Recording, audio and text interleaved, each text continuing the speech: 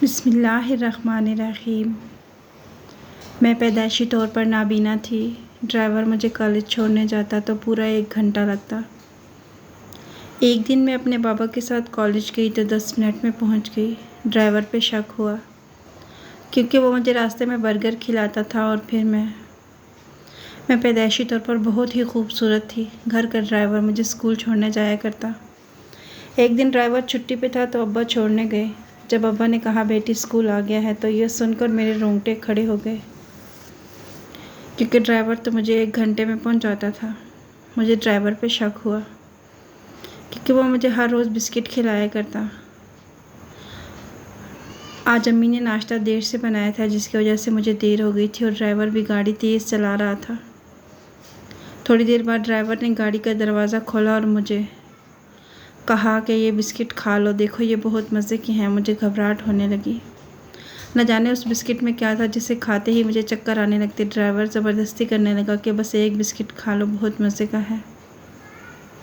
लेकिन मेरा दिल नहीं माना मगर मैंने बिस्किट नहीं खाया और घर आने पर अम्मी को बताए बगैर अपने कमरे में चली गई और सो गई। शाम में जब मेरी आँख खुली तो मैं बहुत ही आरामदेह महसूस कर रही थी, जो अक्सर बिस्किट खाने के बाद मैं नहीं करती थी।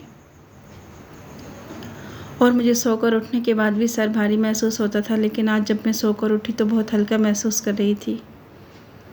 मुझे ऐसा लगा जैसे वो सब कुछ बिस्किट खाने की वजह से ही होता था। मैंने ये बात किसी को ना बताई। अगले दिन ड्राइवर मुझे स्कूल छोड़ने गया तो 1 घंटा 15 मिनट लगाए। आज ज़्यादा देर तक वो मुझे गाड़ी में छोड़कर चला गया। उसका इंतज़ार करते करते वहाँ से निकलकर मैं खुद चलने लगी कि अचानक से कोई पकड़कर मुझे गाड़ी में बिठाने लगा। आवाज़ से यूँ महसूस हुआ कि वो मेरा ड्राइवर था जो मुझे ज़बरदस्ती 1 बिस्किट की बजाय 2 खिला रहा था। मैंने आवाज़ें लगाना चाही लेकिन उसने मेरे मुंह पर हाथ रख लिया और मुझे ज़बरदस्ती बिस्किट खिलाने लगा। बिस्किट खाते ही मैं अपने होश खो बैठी। मुझे नहीं पता था कि मेरे साथ क्या हुआ। आँख खुली तो अम्मी ने कहा ड्राइवर तुम्हें घर ले आया था, तुम गर्मी की वजह से बेहोश हो गई थी। मुझे समझ नहीं आ रहा था कि मेरे साथ क्या हो रहा है। वो मुझे ज़बरदस्ती बिस्किट खिलाता। अगली सुबह मैंने स्कूल की छुट्टी कर ली थी क्योंकि मैं वो सब दोबारा महसूस नहीं करना चाहती थी। लेकिन स्कूल न जाने पर ड्राइवर मेरे कमरे में आकर मुझसे पूछने लगा बीबी साहिबा आज आप स्कूल नहीं गई। अम्मी ने इंतहाई गुस्से से आवाज़ लगाई। उसकी सिमत में खड़े ड्राइवर को देखा लेकिन ड्राइवर की आवाज़ से वो परेशान लग रहा था। मैंने उसे कुछ न बताया और खामोश रही। फिर वो मुझे कहने लगा बीबी साहिबा मैं आपके लिए बिस्किट लाया हूँ। मैं तजस्सुस और बेबसी से अपने होंठ सकेड़ने लगी और दिमाग में मंसूबा बनाते हुए उसकी तरफ देखने लगी। उसने मुझे कहा एक चीज़ तो याद है। मैंने कहा अंकल मुझे थोड़ा थोड़ा याद है कि आपने मेरे साथ कल कुछ गलत किया था। ड्राइवर ने बहुत आम से लहजे में कहा कि ये मेरा वहम होगा, इसलिए मैंने कुछ ना बोला। सुबह सुबह कमरे में लेटे रहने से मुझे भूख लगने लगी थी। इस वजह से मैंने बिस्किट ले लिया और यह सोचे समझे कि बग़ैर कि इसमें कुछ उल्टा सीधा भी हो सकता है वो बिस्किट मैंने खा लिया। एक बार फिर से मैंने वो बिस्किट खाने की गलती कर दी थी। दिन यूं ही गुजरते रहे। एक दिन मैं ड्राइवर के साथ जाने लगी तो मुझे ऐसा लगा जैसे वो किसी से फ़ोन पर बात कर रहा है, वो भी मेरे मुतालिक, क्योंकि मैंने उसकी ज़बान से सुना था कि बिस्किट खिला दी हैं, आज भी खिला दूंगा। तो बताता हूँ, मैंने तो सिर्फ इतना ही सुना था कि अम्मी मुझे आवाज़ लगा दी बेटा मैं तुम्हें दवाई दे रही हूँ, दोपहर के खाने के बाद खा लेना, तुम्हारे लिए डॉक्टर से ख़ास तौर पर लाई थी। बस अल्लाह ताला शिफा दे दे तुम्हारी आंखों को, जल्दी से तुम देखने लगो। मैं दवाई लेकर गाड़ी में बैठ गई। थोड़ी ही देर बाद ड्राइवर एक बार फिर से गाड़ी रोकी। इस बार तो मैंने ठान ली थी कि ड्राइवर करता क्या है मैं ज़रूर पता लगाऊंगी। गाड़ी पिछले 15 मिनट से एक ही जगह पर खड़ी थी। मैं इधर उधर सहारा लेती गाड़ी से निकली। कम से कम ये तो पता लगा सकूं कि मैं हूँ किस जगह पर। दूर से ड्राइवर की बातें करने की आवाज़ें आ रही थी। मैं ज़्यादा करीब नहीं जा सकती थी वरना ड्राइवर मुझे देख लेता। मुझे ड्राइवर की आवाज़ सही से नहीं आ रही थी। मुझे बहुत अफसोस हो रहा था कि मैं किसी ऐसी जगह हूँ जहाँ मुझे ड्राइवर देख ना सकता, लेकिन मेरा पता लगाना ज़रूरी था कि आखिर ड्राइवर क्या करता है। कहीं बहुत दूर से धुआं उठता महसूस हो रहा था। मुझे लगा कि शायद ड्राइवर सिगरेट पी रहा है। अगले ही पल मेरे दिमाग में आया कहीं ड्राइवर नशा तो नहीं करता।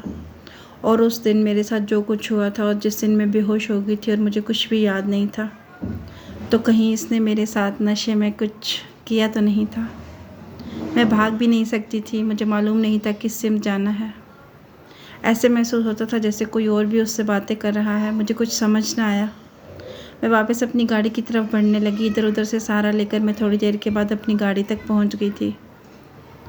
गाड़ी में बैठते ही कुछ देर बाद ड्राइवर भी आ गया। बीबी साहिबा, आपकी सांसें क्यों फूल रही हैं? मैंने कहा कुछ नहीं, वैसे ही छोड़े, मैंने डर कर कहा। फिर मैंने पूछा इतनी देर क्यों हो गई थी? कहने लगा बीबी साहिबा कुछ नहीं। और इसके साथ ही उसने मुझे बिस्किट पकड़ा दिया। उसकी आवाज़ और उसकी बात के अंदाज से ऐसा महसूस ना होता था कि उसने कुछ सिगरेट या नशा किया है, लेकिन इस बात पर मेरे तजस्सुस और बढ़ गया कि हो ना हो ड्राइवर ने झूठ बोला है, क्योंकि जिस जगह पर ड्राइवर मौजूद था वहाँ से हल्की हल्की आवाज़ें मुझे आ रही थी। और यही नहीं, बल्कि उस जगह से धुआं भी उठ रहा था। ड्राइवर कहने लगा आपको भूख लगी होगी ना, तो ये बिस्किट खा लें। आप मुझे ये बिस्किट क्यों देते हैं? उस दिन जब मैं बेहोश हो गई थी तब आपने मुझसे ज़बरदस्ती की थी ना, मुझे बहुत हल्का हल्का याद आ रहा था। मैंने बदतमीज़ी नहीं की। मैंने टूटे फूटे अल्फाज में ड्राइवर से कहा। मैं ज़्यादा बहस नहीं कर सकती थी क्योंकि मुझे ख़ुद भी हकीकत मालूम नहीं थी। ड्राइवर कहने लगा आपकी तबीयत कैसी है? अचानक से मेरी तबीयत का ख्याल कैसे आ गया था? मैंने कहा क्या मतलब? वो कहने लगा कुछ नहीं, मैं बस आपकी आंखों के बारे में पूछ रहा हूँ। इन्हीं के बारे में पता चलना चाहिए कि इसमें कुछ बेहतरी आई है या नहीं।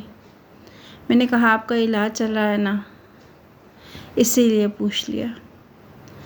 ड्राइवर के दोहराने से पता चल रहा था कि उसे मालूम था कि मैंने दवाई ली थी और मैं दवाई रोज़ खाती हूँ, मगर इससे कोई भी फ़र्क नहीं पड़ता था।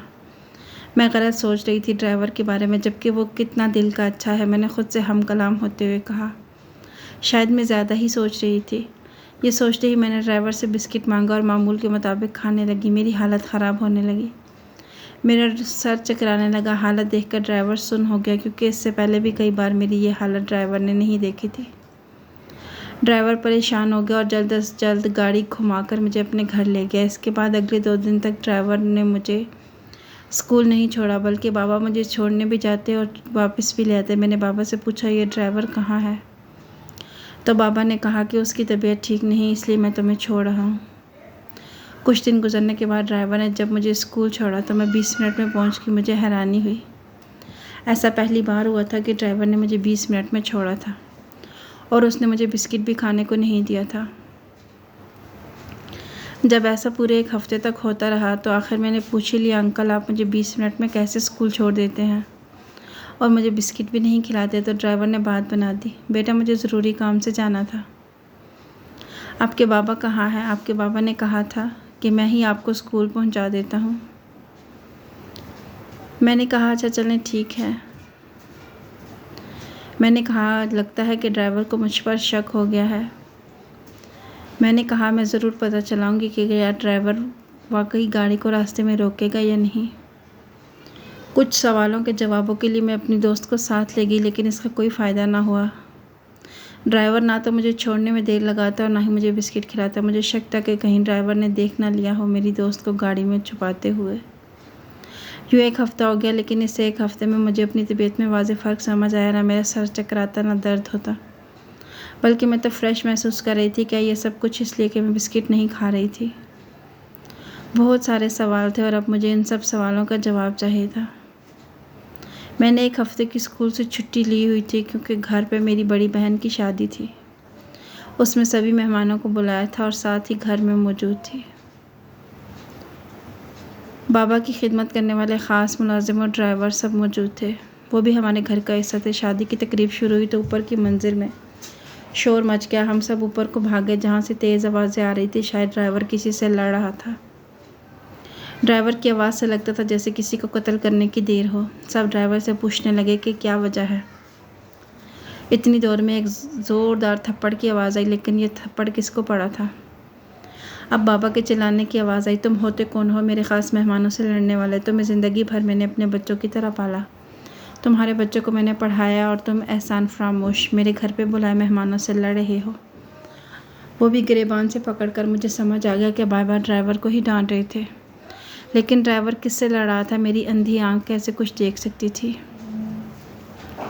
आप इसको नहीं जानते साहब, ये बहुत जलील इंसान है। मैं आपको कैसे सच बताऊं, मेरी हिम्मत नहीं हो रही।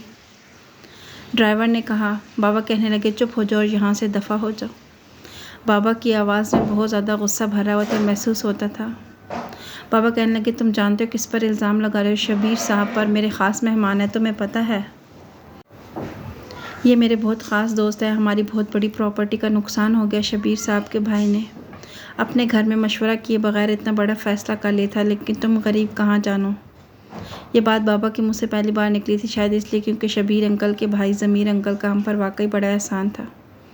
नहीं साहब जी, ये इतने अच्छे नहीं जितने आप समझ रहे हैं। झूठा शख्स है ये। बाबा बरले शाह के मज़ार पर जाली पीर बनकर बैठता है। अच्छा, तुम्हें किसने बताया? बाबा ने तेज़ आवाज़ में पूछा। साहब जी, अगर मैं आपको एक सच बताऊं तो आप कुछ कहेंगे तो नहीं? ड्राइवर की आवाज़ डरी महसूस हो रही थी। और क्या कहना रह गया? तू क्या बोलेगा? आप बोल, बाबा ने गुस्से से कहा। उनकी आवाज़ में महसूस कर रही थी कि जितना बाबा गुस्सा कर रहे थे लाल हो गए हों। दरअसल बीबी साहिबा बिस्किट। ड्राइवर की आवाज़ लड़खड़ा रही थी। बिस्किट का नाम सुनते ही मेरे रोंगटे खड़े हो गए।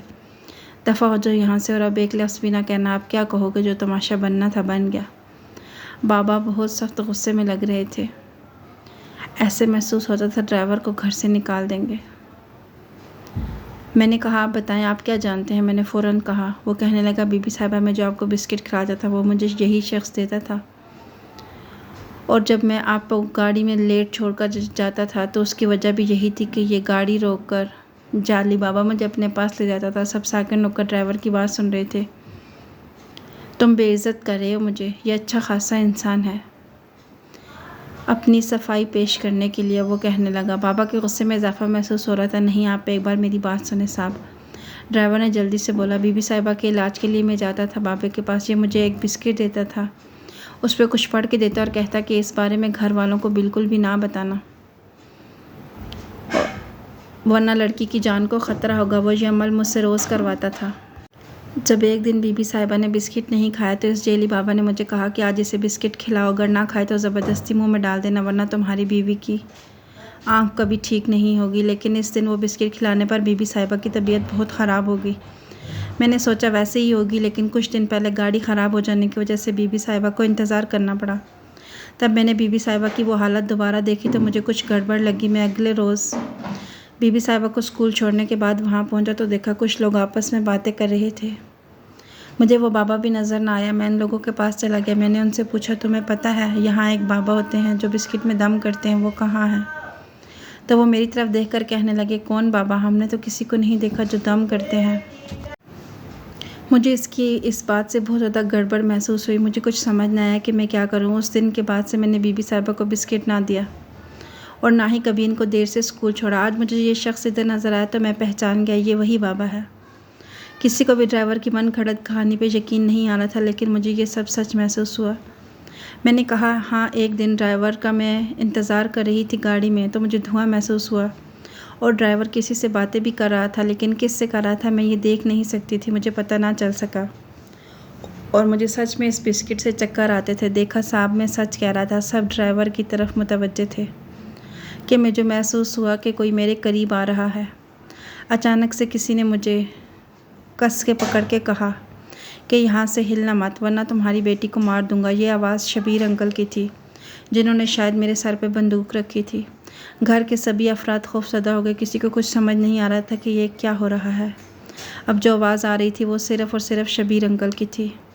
हाँ, मैं ही था जो तुम्हारा नुकसान करना चाहता था, और क्यों नहीं करना चाहिए था। तुम्हारे ही वजह से मेरे भाई ने बिना हमसे पूछे तुम्हें अपना इतना बड़ा घर दे दिया। ये घर मेरा था, यहाँ पे मुझे रहना था, और तुमने बड़ी होशियारी से अपना घर ले लिया। फिर तुझे क्या मिला? ये नाबीना बेटी। फिर तू इसका इलाज करेगा। मेरा तो ख्वाब था मैं ये घर हासिल करके रहूँगा, और तेरी ये नाबीना बेटी और बेवकूफ़ ड्राइवर, इससे अच्छा मौका और कहाँ मिलता। शबीर अंकल मेरी कमज़ोरी का मजाक उड़ा रहे थे और मेरी आंखों से टप टप आंसू बह रहे थे कि अचानक किसी ने किसी को धक्का दिया। मुझे जो भी महसूस हुआ, मैं बहुत डर गई।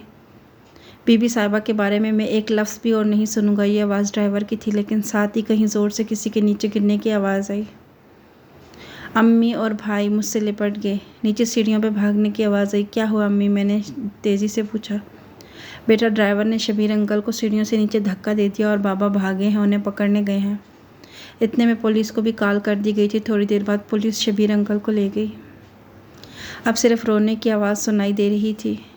इस बार बाबा की भी रोने की आवाज़ आई, मुझे माफ़ कर दो बेटा, मैंने तुम्हें बहुत गलत समझा, थप्पड़ लगाया, गरीबी के तुम्हें बहुत ज़्यादा ताने दिए, लेकिन फिर भी तुमने मेरी बेटी की इतनी मदद की। बाबा की भीगी आवाज़ से मुझे ऐसे लगा कि शायद मुझे भी माफ़ी मांगनी चाहिए, क्योंकि मैं भी ना जाने क्या सोच बैठी थी। अंकल मुझे माफ़ करते, मैंने भी आपके लिए कितना गलत सोचा। मैंने दुख भरे अंदाज में कहा, अरे बीबी, आप दोनों मुझे बहुत शर्मिंदा करी हैं, जो हुआ सो हुआ, छोड़ें ये सब कुछ। इस नाजुक सूरत हाल के बाद एक बार फिर सभी अपने कामों को वापस चले गए। ड्राइवर अंकल अब भी मुझे हर रोज़ बिस्किट खिलाता है, लेकिन ना ही उससे मेरे सर में दर्द होता है और ना ही सर भारी होता है। हम न जाने क्यों किसी को जाने बगैर उस पर तोहमत लगा देते हैं। ये सोचे समझे बगैर के सामने वाले की नीयत अच्छी भी हो सकती है, और गरीब का दिल कितना बड़ा होता है। वो अमीरों की तरह नहीं होते, उनके लिए अपनी इज़्ज़त की खातिर वो किसी की जान भी नहीं लेते, बल्कि अपनी जान दे देते हैं। इस बारे में आपकी क्या राय है, कमेंट बॉक्स में ज़रूर बताइएगा।